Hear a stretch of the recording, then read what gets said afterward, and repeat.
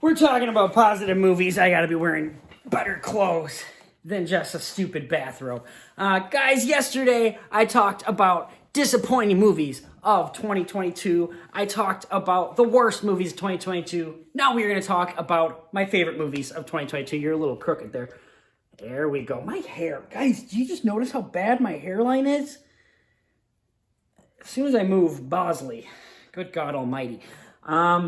Yeah, guys, so we're going to talk about some of the my top 10 favorite movies of 2022. I already talked about movies that were just kind of surprises for me. But now we're going to talk about my top 10 favorite movies of 2022. Go grab yourself a drink this time around. I'm finishing up my Jameson Orange, and I am drinking a Jameson Orange and Coke. I have to work tonight, so I need the caffeine too. Good. It's good. It's good. All right. So, guys, this is my top 10 of 2022, my favorite movies 2022. Certain movies I didn't get to see. I didn't get to see The Whale. I didn't get to see Tar. What else was on everyone's? Some Cha-Cha Real Smooth or something like that. A few movies I just didn't have the time, the chance to see.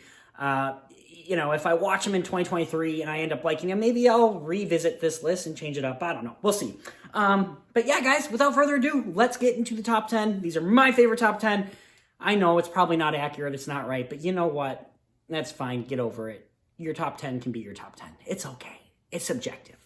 Anyway, guys, starting with number 10. Guys, what a great year for horror, as we're going to find out throughout the rest of my top 10. Smile was such a movie that I was surprised by. I already talked about it in my surprise one, but I really wanted to talk about it again here in my top 10 because this movie was just so interesting.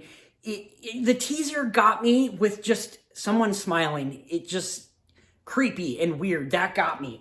The rest of the trailers were really bad and cheesy. Thank God I did not watch them. This movie was just such a surprise for me, and I absolutely loved Smile. I was talking to a person at the movie theater about it the other day, and just, how does this work necessarily, blah, blah, blah. If you don't think too much about it, it's just such an interesting, awesome horror movie, and I loved every second of Smile. And I'm so creeped out now by people smiling at me. So don't fucking smile at me. I'm kidding. You can smile at me. But yeah, guys, that is my number 10, Smile. I absolutely love this movie. Number 9, again, another horror movie, guys. The experience of this one was also fun, too. I was on vacation in Maine, Bangor, Maine. Bangor, Maine. I'm saying it right. The hometown of Stephen King, and going to a theater in Bangor to see Pearl was such a wonderful thing to do. What a wonderful movie this was. I really enjoyed X. It was a surprise for me. This one wasn't as big of a surprise necessarily because I had seen X, but it was a surprise for me in the sense that I thought this movie, the prequel, the sequel to it, was better than X. I just loved this so much. The character of Pearl, just starting out kind of as this normal-ish person and going down this descent into basically madness. And just so many moments with Mia Goth that are so incredible. When she's auditioning, the end credit scene where her face is just holding there. And again, she's smiling and she's so... It's so perfect. And she just holds it for so long. And I just could not believe how much I loved this movie. I have not seen it for a second time. I really need to see it for a second time. I really want to get this one on 4K. Haven't gotten there yet, but just such an interesting movie. It's a movie that has stuck with me. I saw this movie back in September, and I still just remember everything about it. It is so interesting, so creative, so technically, this is getting my face, technically masterful as well. Ty West did such a great job doing this movie. I absolutely love Pearl. I love that I feel for her. I feel like I've been in her spot before. I feel like I've been this close to becoming her. I don't know. What does that say about me? And finally, another horror movie. Guys, seriously, this has been a great year for horror movies. There are usually never 2 horror movies on my top 10. Not even 3. Heck, we're lucky if we have 1. This year we have 3, I think. Maybe 4? I think 3. I can't even remember my own top 10. But at number, what was that? Number 8, guys, we have Barbarian. Truly, just a movie that surprised me. Thank God I'm someone that tries to avoid trailers as much as possible. I try to get to the theater late. I try to stay out of the theater until trailers start. I didn't see anything for this. Not a single snippet. I had just heard great things about it. I didn't know who directed it. I knew nothing. I went into the theater in Rice Lake, Wisconsin, near where I live, to see this movie. It's on. It's working. Okay. I'm just so concerned. Anyways, just knowing nothing. And the start of the movie being this movie where there's an Airbnb you're supposed to go to, which is already kind of a sketchy feeling kind of thing. And then you get in there and you have Pennywise there, and, you know, you don't know if you can trust him. And then you go down to the basement and things go absolutely bonkers. And then halfway through the movie, Justin Long's introduced, which is hilarious. And then it goes into even freakier, creepier crap. This movie got me so much. I've seen it twice now, 2 or 3 times now, actually. And I just love this movie. Again, another movie from September. A lot of movies came out in September that just really hit hard for me. I absolutely love Barbarian. If you have not seen this movie, please check it out. I slightly just spoiled a little few things for you there, but it's nothing. You are going to be so shocked by this movie, and you're going to be so interested in this movie, I think. I love this movie so much. Barbarian is number, 8 for me? Number 8. Number 7, guys, Guillermo del Toro's Pinocchio. I saw this movie on Black Friday. I drove an hour and a half to go see this movie, Glass Onion, and what was the other one? Oh, The Fabelmans.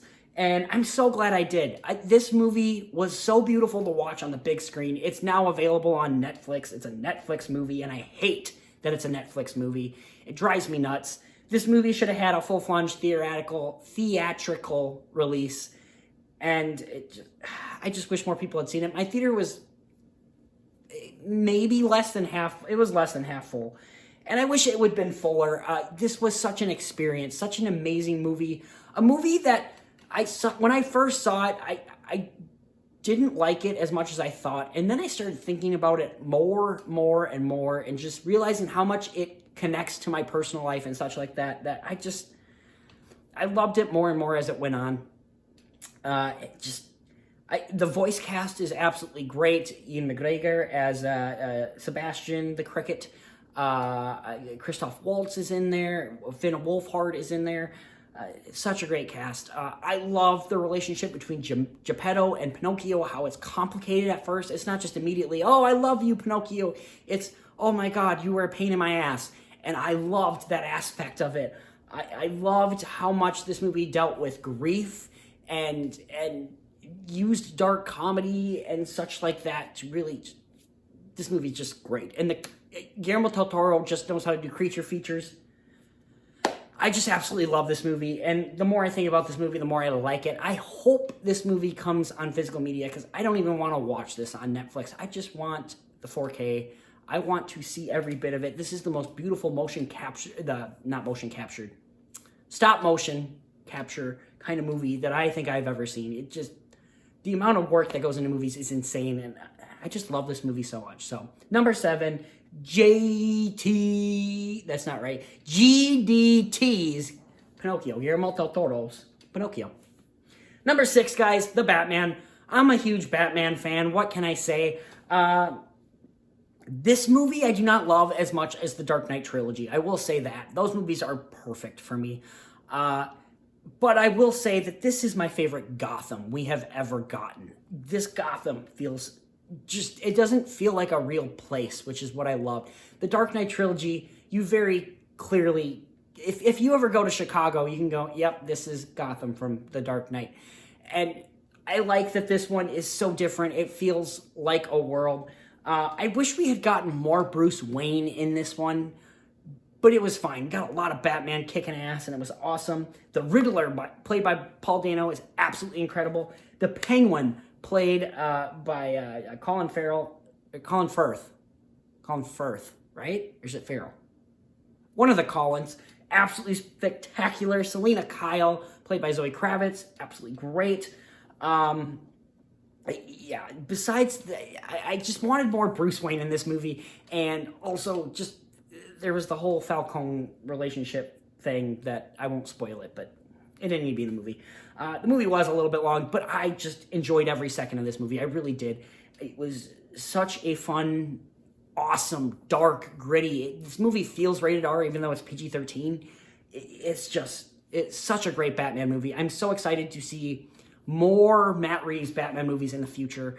And I was hesitant with Pattinson as Batman, and I'm still hesitant with him as Bruce Wayne, but I really do enjoy him as Batman. He's not my favorite Batman by any means, but I accept it. I'm okay with another one with him.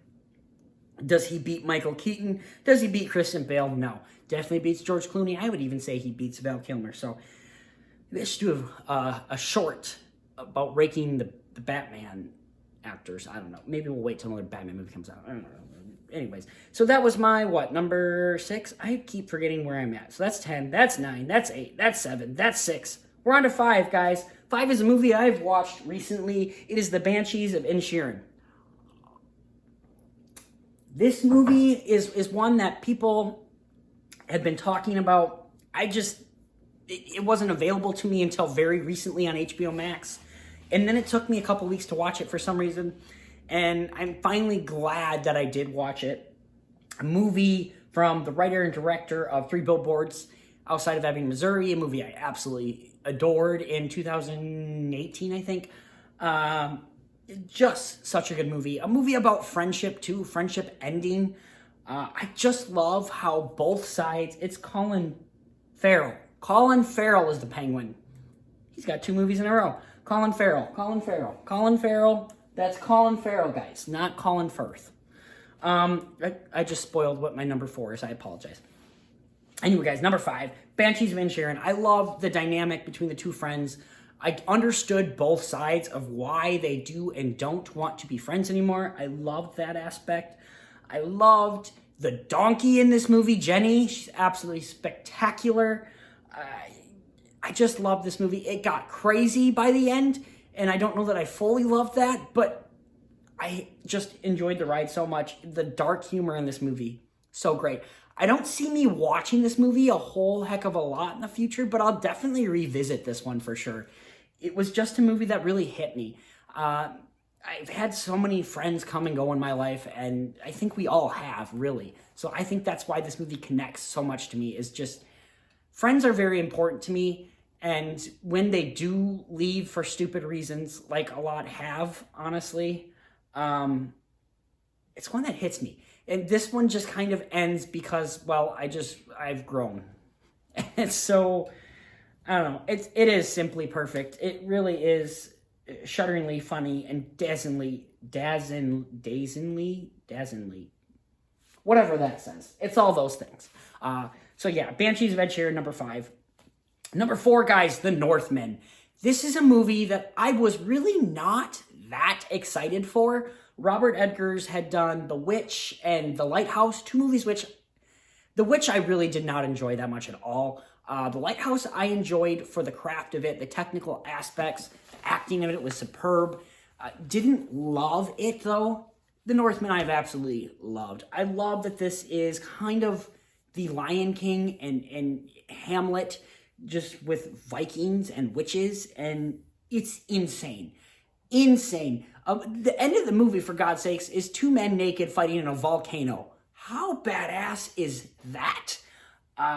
Just the action sequences were so beautifully done. The one shots, like that first shot with the canoe, there's a behind the scenes out there, Robert Eggers was talking about how he filmed that scene and how someone had to jump out of the canoe into the water so that the cameraman could sit in front of Alexander Skarsgård to get that shot. Just the amount of work and time and effort and the love that was put into this movie. This movie bombed at the box office, and it shouldn't have. Another movie I really want to get on 4K. What is this on? This is on something. I think this is on Peacock or something, or it was. And I haven't rewatched it then, but I think I've watched it 2 or 3 times in theaters because I just really did enjoy this movie. Anna Taylor-Joy, Ethan Hawke has a small role, but he does great with that small role. Alexander Skarsgård was great. Nicole Kidman, absolutely batshit crazy. Going to an AMC and seeing her talk about movies and going, AMC theaters, we make movies better. And then she pops up in this movie like 10 minutes in. It just, wow. Yeah, this movie is just incredible. It's insane, and I absolutely loved this movie. I really did. Number 2, guys, Glass Onion, a Knives Out mystery. Wait, this is number 3. This is number 3. I take that back. Number 3. I know how to count. I need more alcohol. That's going to help me count. Anyways, guys, Glass Onion, a Knives Out mystery. Again, a movie I went and drove 2 hours away on Black Friday to go see in a theater because it should have been experienced in a theater. And Netflix is stupid because this movie could have made bank if they had just put it in theaters for like a month. This stupid 1 week only theatrical sneak preview. Stupidest thing ever. Just stupid. My theater was absolutely packed. I was sitting in a seat I didn't necessarily want to sit in, but it is what it is. I still really loved this movie in theater, and I really liked it at home on Netflix as well, but it was so much better in a theater. I loved this whodunit. I thought this was better than the first Knives Out. Yes, it is predictable. I knew who the person was almost immediately, but this movie does such a great job misdirecting you that, at least for me, I was constantly second-guessing myself. A little bit too much time spent on flashbacks, and it does give that 2-hour, 20-minute runtime, that doesn't need, hey, quiet, I'm making movies over here. I'm not making movies, I'm making movie top 20 list, top 10 list, whatever the hell I'm doing. People outside, they're being loud. You probably can't even hear it because there's a microphone. Maybe you can hear it. I don't know. Anyways, guys, Glass Onion, I absolutely love this. The cast was so phenomenal. I mean, Daniel Craig, he was great from the first one, but even better in this one, in my opinion. Edward Norton does a great job as a douchebag, but he is a douchebag, so you know. Janelle Monáe, absolutely fantastic. I won't spoil twists at all for this, but if you've seen the movie, you know. Catherine Hahn, not in a lot of the movie, but with what she's given, she does such a great job.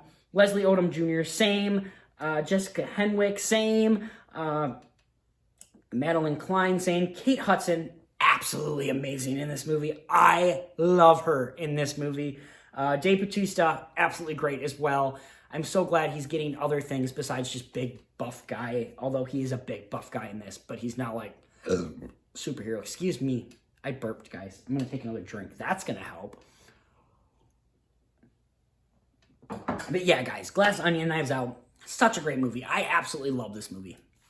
Number 2, guys, a movie that I think I saw more than any other this year, Top Gun Maverick. I saw this movie 9 times in theaters, I think. 8 or 9, something like that. When I heard that my AMC theater was closing and I was going to get, you know, this was going to be it for final free movies, I thought, well, not free movies, but with my subscription service, the final movie I had to go see was Top Gun Maverick. And when there was uncertainty that my theater was going to reopen, I thought, well, Top Gun Maverick would be putting it out on a high note.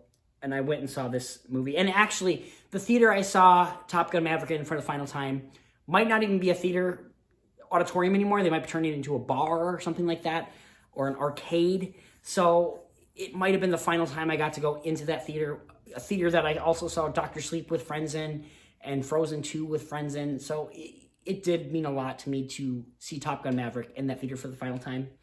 But what a movie this is, guys. I absolutely loved this movie. I don't love the first Top Gun. It's fine. It's good. Don't get me wrong. It's fun. But I don't think it's an amazing movie. Top Gun Maverick is an amazing movie. The practical effects that were done, the actual flying of planes in this movie, the actors are in planes and you can tell. The simplistic story of it, really, but still has so much emotion and heart, and the care that went into this movie is just so perfect. I absolutely love this movie. I really do.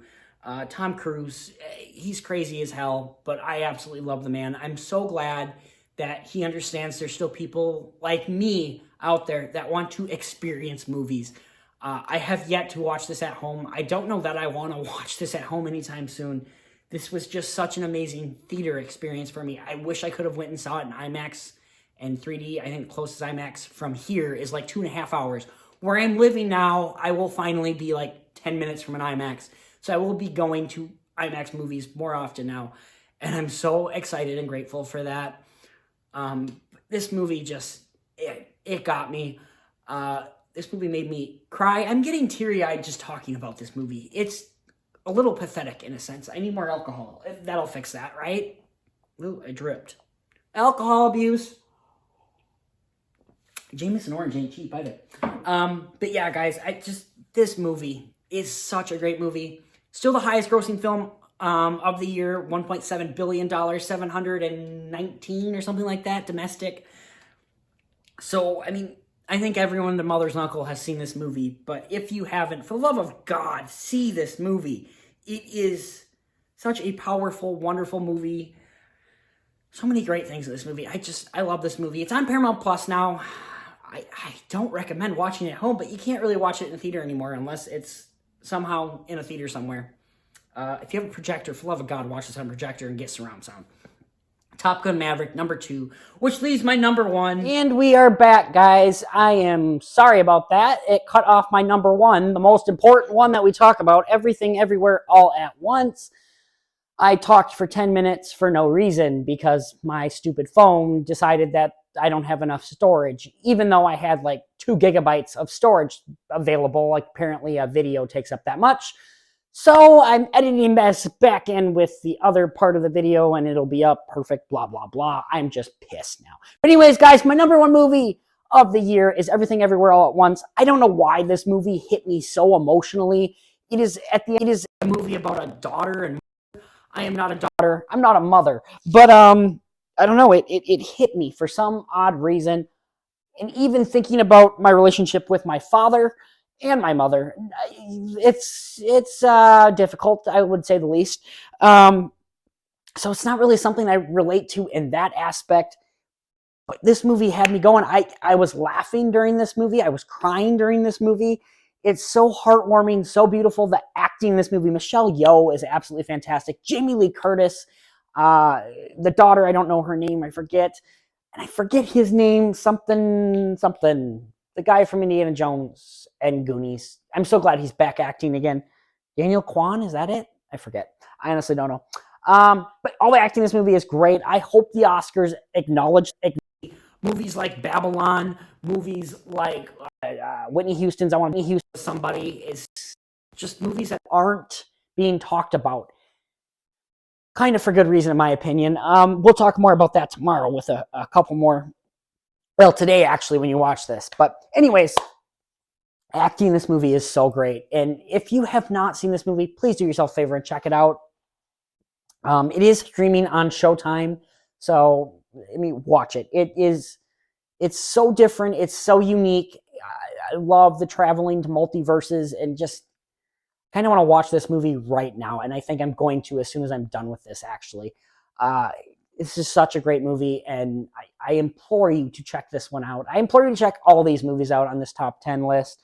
So, you guys, I'm going to go through them one more time with you, just in case you didn't get it all. 10 is Smile. Number 9 is Pearl. Number 8 is Barbarian. Number 7 is Guillermo del Toro's Pinocchio. Number 6 is The Batman. Number 5 is, I always forget this one, The Banshees of Inisherin. I don't want to say it wrong. Number 4 is The Northmen. Number 3, Glass Onion, a Knives Out story, although Ryan Johnson does not want this movie to be called a Knives Out story. So just Glass Onion. Number 2, Top Gun Maverick, a movie I've seen more than any other movie this year. And number 1, Everything Everywhere All at Once. Guys, thank you so much for watching this year. I cannot believe that I have a video with 53,000 views. So thank you so much for watching. If you have not liked, subscribed, and shared this video already, please do. I'm trying to get to 80 within the next 48 hours by the end of 2022. I only need 4 more subscribers. I just checked before I started this video. It's at 76. So if I can get 4 more subscribers, I would be so appreciative.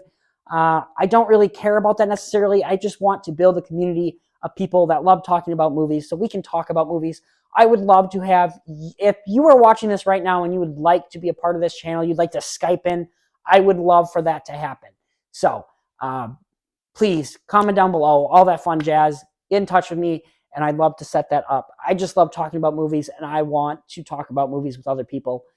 So yeah, for the love of God, please, please, please, please do all that stuff. I'm excited for 2023 and what it's going to bring me. I'm making a really big move. I am driving nearly 16 hours to move all my crap down to Greenville, South Carolina, and I'm very excited.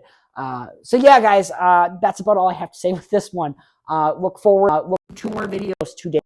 Probably filming it the day it comes on Saturday. This video is being filmed on Friday because a lot of videos I'm trying to do within 48 hours here. But yeah, thank you so much for watching, guys. I look forward to seeing you a little bit later today. Probably with different clothes. I don't know. We'll see. Anyways, guys, you have yourself a good one, and we'll see you next time. Bye.